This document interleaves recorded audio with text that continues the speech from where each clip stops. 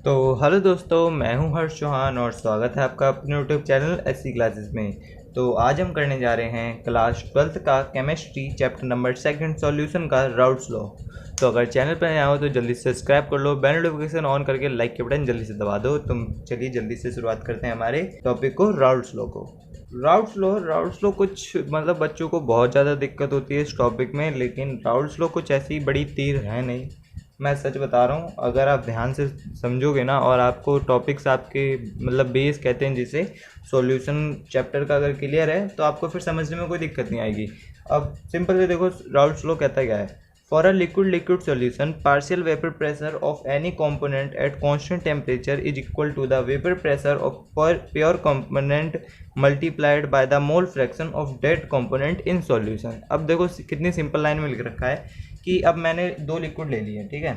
इसके अंदर सिर्फ liquid A plus liquid B का मैंने सॉल्यूशन बना लिया, ठीक है। इन दोनों को मैंने प्लस करके एक सॉल्यूशन बना लिया, लिक्विड ए और लिक्विड बी का, जिसके अंदर लिक्विड ए और लिक्विड बी दोनों है, ठीक है। अब सबसे पहली बात, इसके अंदर लिक्विड लिक्विड सॉल्यूशन की क्यों बात करी गई है। ये चाहते तो लिक्विड सॉलिड या सॉलिड सॉलिड सॉल्यूशन की भी बात कर देते।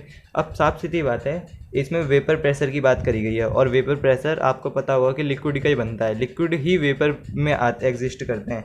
अब साफ सीधी बात देखो, वाटर ही हमेशा हमारा वेपर फॉर्म में आता है, बाकी और कोई वो एक्सेप्शन फिर तो हर जगह है। लेकिन अब साफ सीधी बात है कि लिक्विड वाले सॉल्यूशन हमारे ज़्यादातर वेपर प्रेशर में एग्जिस्ट करते हैं, ठीक है।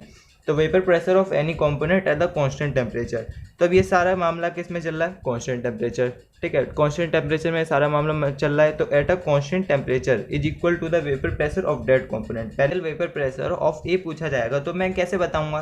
राउट्स लॉ मेरे को पार्शियल वेपर प्रेशर ही निकालना सिखाता है। अब मेरे से partial vapour pressure of P A पूछा गया तो इसमें क्या बोला गया, vapour pressure at its pure state. जब प्योर स्टेट, जब मेरा कंपोनेंट ए मेरा सबसे अलग है, जब ये अपनी प्योर स्टेट में, तब इसका वेपर प्रेशर क्या होगा, और उसमें multiplied by it's mole fraction. तो मोल फ्रैक्शन से जब मैं मल्टीप्लाई करूँगा तो मेरा इसका पार्शियल वेपर प्रेशर निकल के आ जाएगा। सेम टू सेम मेरा partial vapour pressure of B क्या होगा, उसकी प्योर स्टेट को उसका वेपर प्रेशर मतलब पी नॉट बी और उसका मोल फ्रैक्शन ऑफ बी।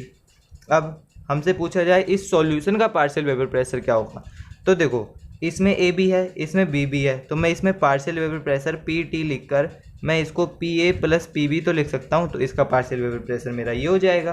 कितना सिंपल सा है। तो मैं इसको पी टी मतलब, पी टी का मतलब, अगर मेरे को इस कंपोनेंट इस सॉल्यूशन का वेपर प्रेशर पूछा जाए तो मैं सिंपल लिख सकता हूँ, total vapour pressure is equal to the partial vapour pressure of A plus partial vapour pressure of B. लो कितना आसान सा था। किसी के साथ राउट सोल्व देखो हमारा कितनी आसानी से बता देता है किसी भी पार्शियल वेपर प्रेशर को निकालना। तो अब इसी के साथ हम कुछ रिलेटिव टर्म्स समझ लेते हैं लिक्विड ए और लिक्विड बी की, ठीक है।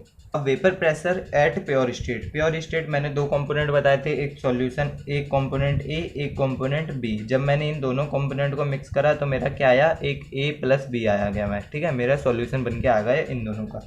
तो मैंने इसका पार्शियल वेपर प्रेशर हमारा राउट सोल्व निकालना सिखाता है, इसका पार्शियल वेपर प्रेशर हमारा राउट सोल्व निकालना सिखाता है। तो लिक्विड ए में हमारा क्या था, राउट सोल्व ने बोला था कि इसका pure vapour pressure at its pure state, ठीक है। तो हमारा vapour pressure at pure state liquid A क्या होगा, P naught A, liquid B क्या होगा, पी नॉट बी। हमारा पार्शियल वेपर प्रेशर क्या होगा, P A, partial vapour pressure of liquid B क्या होगा, P B. Mole fraction of solution क्या होगा हमारा, लिक्विड ए का जीटा ए, लिक्विड बी का होगा हमारा जीटा बी।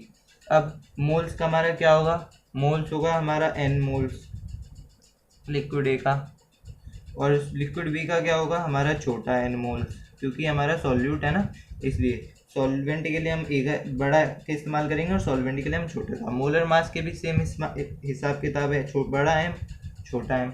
लो कितना आसान था हमारा राउट लॉ समझाना।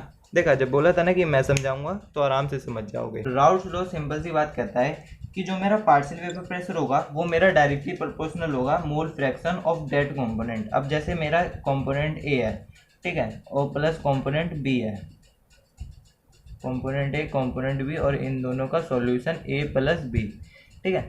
तो जब मैंने इन दोनों का जो पार्शियल वेपर प्रेशर होगा वो ए का इस हिसाब से डिपेंड करेगा कि वो जितना ज़्यादा प्रेजेंट है। अब जैसे मोल फ्रैक्शन इस सॉल्यूशन के अंदर जितना ज़्यादा ए प्रेजेंट होगा उतना ज़्यादा उसका वेपर प्रेशर होगा। अब जब इस कमरे के अंदर ज़्यादा से ज़्यादा ए के पार्टिकल होंगे, ज़्यादा से ज़्यादा ए के पार्टिकल हैं, ठीक है, और बी कम है, तो मतलब साफ सीधी बात है वेपर प्रेशर में भी हमारा सबसे ज़्यादा ए के पार्टिकल होंगे। तो इसमें पार्शियल वेपर प्रेशर का भी यही सेम हिसाब किताब है कि जो भी हमारा partial vapour pressure is of A is directly proportional to mole fraction of that component.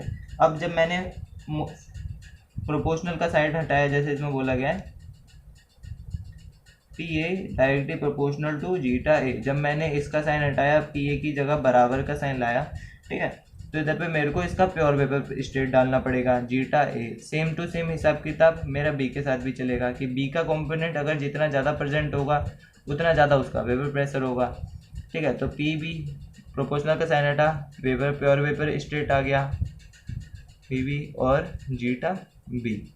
अब मेरे से टोटल वेपर प्रेशर पूछा गया है। अब इन दोनों कंपोनेंट इस सॉल्यूशन का मेरा टोटल वेपर प्रेशर कितना होगा, अगर मैं इसके पार्शियल वेपर प्रेशर इसके पार्शियल वेपर प्रेशर का अगर मैं प्लस कर देता हूँ तो मेरे को टोटल वेपर प्रेशर पता लग जाएगा। तो अब P A plus P B कर दूंगा, partial vapour pressure of A partial vapour pressure of B. अब दोनों को प्लस करा तो अब हमने ये निकाली थी वैल्यू, यहीं से निकाली थी, देखो ये रही, हमने वो पुट कर दी, कितना आसानी से निकल के आ गया हमारा। तो इसी के साथ हमारा राउट फ्लो ख़त्म होता है। कितना सिंपल सा था। अगर फिर भी कोई क्वेरी हो तो कमेंट बॉक्स में अपना क्वेश्चन डाल देना। और अब राउट फ्लो ख़त्म नहीं हुआ, राउट फ्लो के साथ भी आगे बहुत सारी चीज़ें आती हैं, ideal solution, non ideal solution, positive deviation from route flow, negative deviation from route flow. तो राउट फ्लो भी ख़त्म नहीं हुआ है। हम जल्दी जल्दी नेक्स्ट वीडियो अपलोड करेंगे आइडियल सोल्यूशन के साथ या नॉन आइडियल सोल्यूशन के साथ। तो मिलते जल्दी नेक्स्ट वीडियो में, तब तक के लिए धन्यवाद।